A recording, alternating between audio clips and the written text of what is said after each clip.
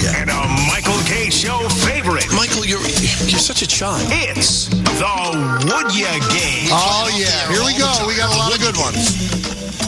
Don and Peter, would you rather be really great at sports, maybe even a professional sports athlete, and just completely ugly, or be really handsome and not good at sports? Oh, I'd be good at sports. I enjoy sports. It'd be fun. But you'd be so ugly. Well, it depends how Don feels about his looks now. You know, if you already don't feel great about your looks. I'm a decent sort, I think. How ugly are we talking about?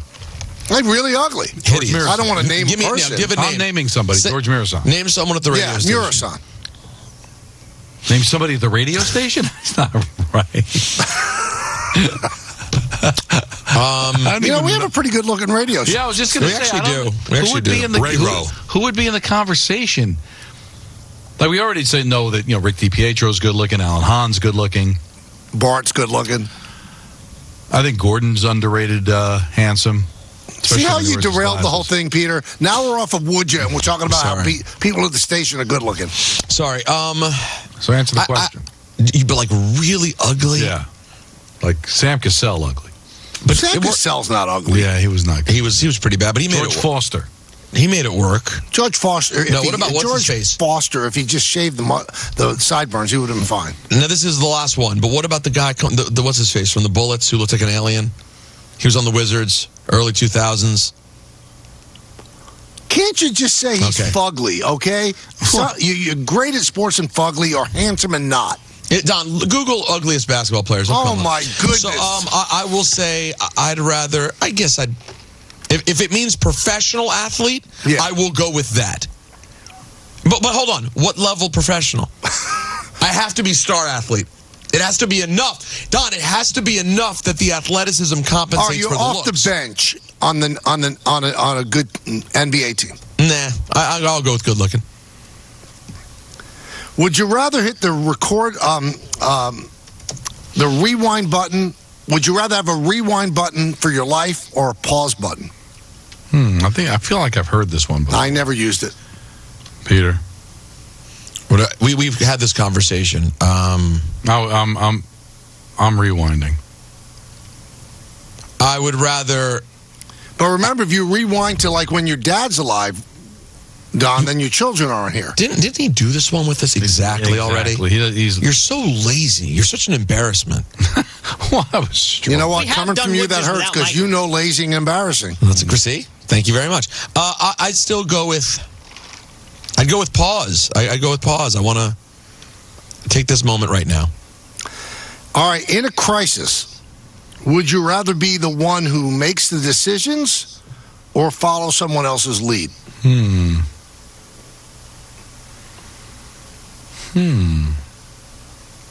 Yeah, you'd like to think that you'd want to make the decision, but that's a lot on you. Because if you're wrong, I think I'd lay out. You want to follow? Yeah. I'm being honest. Do you want that kind of guilt if you end up going down the wrong hallway? Yeah, but what if you follow somebody who doesn't care about the guilt and sends you down the wrong hallway? Somebody else to blame. But then you'd be dead. No, I'm going for myself. I trust myself. I'm going to be John McClane. All right, so here's another looks one. Would you rather be really good looking and a colossal bore, or just average looking and really funny and everybody thinks you're the best? I got to tell you, the latter gets the women. I think good looking gets the women too. No. I've seen some really handsome men with beautiful women in there. I wouldn't want to spend a second with these guys. Yeah, but you know what? I find there's more examples of somebody that is funny and charming and has a personality doing better than the opposite. I think women are attracted to other things besides the physical look. It's not fair to ask Peter this question because he is the latter. Every sitcom ever made, we always said, like, how do they make that work? Right? I just fired a Scud hurtful missile. I've heard it so many times. All right, this is a tough one. I've got to set it up the right way. Were we talking about Popeye Jones, Peter? Yes, thank you. Popeye Jones. Would you rather have a relationship with your wife's best friend? Always with this stuff. And you get $250 million. Your wife never finds out. You know, and her friend knows. You get $250 million. Or not have a relationship with your wife's best friend, and you don't get $250. I'm going to go with the latter, Michael. It's the only answer. No, it's not. I would take the $250. I can't. But the guilt would just. Oh, stop it! $250 gets over a lot of guilt. $250 million. But it's double the guilt. It's actually triple. Not only did I cheat on my wife, I cheated on my wife with her best friend. I made $250 million and didn't tell her about it. But I couldn't live with that guilt. No. You'll be able to spend the money on her, make her life better. But I can't tell her I have this money, and I can't. No. You can tell her you have the money. You can't tell her where you got it. But you're still double down on cheating. No. You can say, listen, we really hit a lot of bonuses at ESPN. I'm doing well. But I know. I'll know. Oh, so what if you know? Because I'm just telling you, that's what guilt is. I would know, and it would bother me. Well, wouldn't you have guilt if you didn't take the $250 and set your kids up for life? All you have to do is sleep with somebody. What's wrong with you? It's just a physical act. Peter, I gave my answer. I sort of checked out. What? I'm sorry. I'm getting overwhelmed with a lot of other stuff. I'm in and out, guys. I'm sorry. No, don't be. I know Peter, and he would agree with me. No. It was about. All I know was it was something about hooking up with your wife's friend. I know the answer is no. I'm not doing that. No. You didn't hear all of it. If you're not going to play, then just duck out because it's not just that. I didn't say hooking up with your wife's friend. I said, would you hook up with your wife's best friend and get $250 million? Your wife would never know. Only her friend and you would know. And that's enough. I couldn't do it. No, okay, that's the whole thing. You wouldn't do it. I would do it. I absolutely would do it. Hold on. $250 million? But if your wife held hands with someone on a business trip, you'd kick her to the curb. But that would be if I found out. She would never find out. I said that's part of the thing. She'd never find out. You know, let me tell you something. It's not what you want. You would live in with it let me tell you, $250 million is not worth the feeling that you would have, if you're a good person, when you, your wife, and the best friend are hanging out. Yeah, so what? Oh, boy. So what? You deal with it. So what? You might disagree, but you can't understand where we're coming from? No, you're both stooges, clods. Every man out there would do the same thing. I mean, you're so virtuous. First of all, I'm not doing Would You Wednesday anymore because you're both liars. You will not say what you really feel because you don't want people to think poorly of you. I'm the only one who's honest here. Every man out there, even if they're happily married, would sleep with their wife's best friend to get $250 million, and your wife would never know. She would never be hurt. All you'd have to deal with is your guilt. Yeah, well, I've done it before. Not a great time. No. I'm gonna go ahead and live my regular, mundane, decent Upper West Side life, Don, and live guilt-free. I live with no guilt. It's the best life to live. You live without $250 million, too. Who cares? I'm doing it now. You know what? When you do this might be point God. When you do something that requires a ton of guilt, like, Don, you do something horrible, you would throw $250 million at it to fix it. But you can't. Because it already happened. What guilt is it? Your wife would never know. But that's how all cheating works. There are people listening right now. The guilt isn't the thing that bothers you with cheating. It's the chance that you'll get caught. No, you're saying that. I didn't say that. You said that, as an SNL skit once said. So you think sometimes Michael accidentally just opens the curtains to his soul, Don, and he just lets you look right in, doesn't he? Yeah, it's dark. Yeah, you know what? And it's real, not phony like you two. Do your bat fitter ad. You sicken me. Is that me or Don? It's you.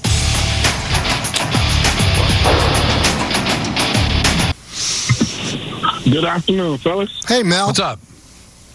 Hey, so Mike, I think that was a great would you rather question. A little hot, but, I think it was a great question because I think a lot of men wouldn't do it, because, you think about you wouldn't want it to happen to you. But I think a lot of men would also do it. But then again, if you think about women, I think some women would do it. I think some women wouldn't do it. But I can see a woman being mad either way. I can see her being mad that you didn't do it and get the $250 million. But I can also see her being mad if you did do it. Well, see, to me, that's why the question was good, Mel, exactly for why you said. Because if I'm looking at my timeline now on X, so many people agree. I mean, my wife would be mad if I didn't do it. She would drive me to the house, stuff like that. And they think that Don and Peter are being disingenuous, which isn't fair either. Maybe that's exactly how they feel. But, some people say, well, we just don't have significant others. And would you? Well, the game emanated from when we used to sit in the office, and the stuff that we played, we couldn't even get it on the air. Listen, I can't speak for Peter. I'm telling you, I'm not. I know Nancy's not listening right now. That has nothing to do with that. I'm just being honest. And if it's a legitimately good question, the best questions, Michael, are ones that go 50-50. If it's 100%, yeah, you do it, then it's not a good question. That's why I'm surprised you're jumping us, because if we're just automatically going to agree with you and it's easy, then it wouldn't be considered that great of a question. The fact that we thought about it and we disagreed makes it a fabulous question. Now, if you think that we were being motivated by our wives hearing it and we'd get in trouble. I just, not specifically in that question, but in past questions also, I mean, to be totally honest, I don't like every question being graded as, this is a terrible question. Oh, you asked this before. All right, then it stopped. It died today. Wait a minute. This is what the show is. I get it. We're very critical of each other. But I mean, the would you stuff, it's not that easy to come up with this and keeping it somewhat clean. All right, Michael. I'm not usually the one that jumps you at being bad. All right? That's usually Peter. But if we've heard it before, I think it's our obligation to call you on it. You do a wonderful job, Michael, but the fact that we're pushing back a little bit, that's the show. Well, I get it. Well, there's no more would you? No, there's no more pushing back. Anthony, you may not remember because you weren't the producer for all of these, but I would have a top 5. And then Michael routinely would rip the quality of the top 5, the subject of the top 5, the actual order of the top 5, and then I would throw a tantrum and say I'd never do it again. You guys would rip me for being a baby, and then I would cave and do it again. What's the difference, Michael? What's the difference? Well, we can't get on you? No, I don't care about the ripping part. You used to kill me with the top 5. That was probably the tipping point. The part I just don't think that every single Wednesday that you guys are really legitimate with some of your answers. Because I know you off the air, I know you on the air, and I don't think you're being totally honest. I think you're being politically correct. It takes the starch out of the game. Come on, you know me, Michael. You've heard the things that I've said on the air. You know what I represent as a human being. You know that I'm, if anything, I'm honest. I just think it's best that it goes to bed. I don't think people like it anymore. I got ripped by Mushnick once about it. I'm done. That's almost a reason to now do it twice a week. I don't think there'll be a big outcry if I don't do it, though. Oh, that's already started. Oh, please. Nobody cares. Nobody cares if I die tomorrow. Oh, Mike, this is... Really? So if Would You Wednesday goes away, I don't think there's going to be a tear shed, considering there wouldn't be a tear shed if I passed away today. Be honest with each other. What do we do with that, Don? But this is what he does. This is who he is. This is what I do. I'm being honest. It went from having a conversation about whether we're going to do Would You Wednesday again to now whether people would care if you died. That's quite the leap, don't you think? These are the things I do. I don't think that people would care that much. I think there'd be a lot of people that would celebrate. It's a complete crap. John? Hey guys, how are you? Good. How are you? I love the Would You Wednesday, and I'm kind of feeling for Michael, and I think distilled Michael's angst down for Don, and Don, due respect to you, but I think you've done this a couple of times in the past. So when Michael asks those questions, first of all, you do very well. You're not destitute, and oftentimes you'll say, well, look, if I was destitute. He's not asking you, would you cheat on your wife or whatever? And by the way, I think the whole cheating on the wife thing needs to go. But he's not saying, would you do it for $50,000? He's saying, would you do it for $250 million or $500 million or $1 billion? Because I think you've done it in the past where you said, nah, I'm good. And I also have a would you if you want to wait for it. But I think, Don, I think you take it to a hyperbole to say, look, I do okay with myself. I'm not going to cheat on my wife. it's not $50,000 or $100,000. It's life-changing money for you, your children, your grandchildren. But you're missing the point. And you get the guilt point. But you just can't ignore that, because this is somebody that's in my life. And so you don't understand like how awkward it would be to know that that's a secret I'm keeping from her. Now, if Michael asked the question that I can go to Nancy and say, Nancy, listen, here's the offer, and she says, by all means, do it, then there is no guilt. The guilt lies not so much, Michael, in sleeping with Nancy's best friend. It's the secret. It's having to keep it to myself, knowing that lie is out there. Where did you get this money? Well, I won the lottery, or I got a bonus at ESPN. I don't want to have to live that lie. It would eat at me, honestly. Now, if I was destitute, then I'd have to live with that guilt to save my family. But not being in a position to have to save my family, you can't understand that lie that I'd have to live with would eat at me? I mean, if you're saying that it would eat at you, I've got to agree with you. But it's something that your wife will never know. You're telling me for $250 million, you could not live with guilt? But the money's kind of irrelevant. Why? It's just because I now have to live a lie. But you're not living a lie. She's never going to know. There's no way she'll ever know. But how am I going to tell her? Even if you make up a fakakta excuse about the $250, she will never know. That's part of the game. But part of the guilt is, now I got to come up with a fakakta lie, as you put it, and I got to live with that lie and continue to tell that lie for the rest of my life. But you don't have to do anything. You just say, I got it from work. Boom.